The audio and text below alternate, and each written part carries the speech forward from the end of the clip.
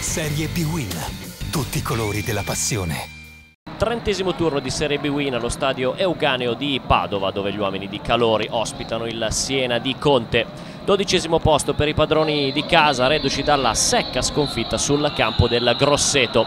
Il Siena cerca i 3 punti per non perdere contatto con l'Atalanta capolista dopo le vittorie consecutive con Triestina e Modena. Osservato un minuto di silenzio in memoria del tenente alpino caduto in Afghanistan, arbitra Ciampi di Roma.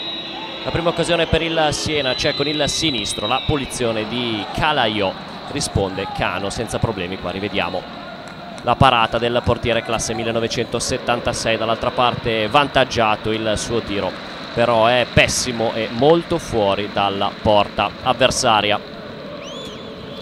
Minuto 25, bella azione del Siena, si gira bene Calaiò, fuori di un soffio però la sua conclusione con il mancino. Minuto 33, punizione di Reginaldo direttamente in porta, blocca Cano senza problemi.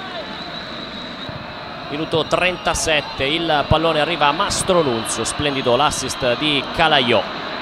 Il sinistro però finisce largo dal replay, vediamo come la posizione di Mastronunzio sia regolare, tenuto in gioco da Trevisan.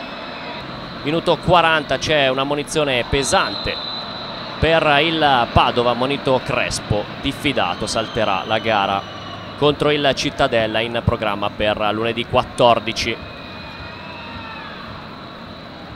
Minuto 43, bello il cross di Trevisan per Ardemagni, il suo colpo di testa però finisce alto e questa è l'ultima occasione del primo tempo tra Padova e Siena. Nel secondo tempo ci provano subito i padroni di casa con la conclusione di Italiano, però colpisce davvero male.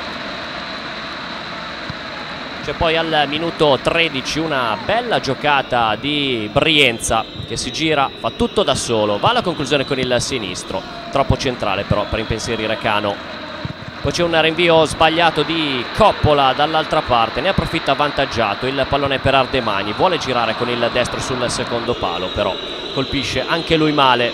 Dall'altra parte Reginaldo altissimo dopo aver superato Crespo, altra occasione per il Siena che ha sprecato moltissimo in questa partita. Calcio d'angolo di Italiano, colpo di testa di Gidai, blocca Coppola. Il finale è tutto degli ospiti, bella azione del Siena, Legati ferma Caputo, viene ammonito, anche lui diffidato, salterà la trasferta di Cittadella. Sul successivo calcio di punizione Calaiò trova ancora la risposta puntuale di Cano. L'ultimissima occasione è per il Siena ed è al minuto 35, bella l'azione, Cacciatore per Brienza, supera Crespo con un gran numero, poi pallone dentro per Caputo che spreca l'occasione per l'aggancio all'Atalanta. Finisce 0-0 e sfuma l'occasione, primo posto per il Siena che ha fatto la partita ma ha sprecato moltissimo, soprattutto con Mastronunzio, Calaiò e nel secondo tempo con Caputo. Per il Padova un punto ossigeno contro una corazzata come quella toscana.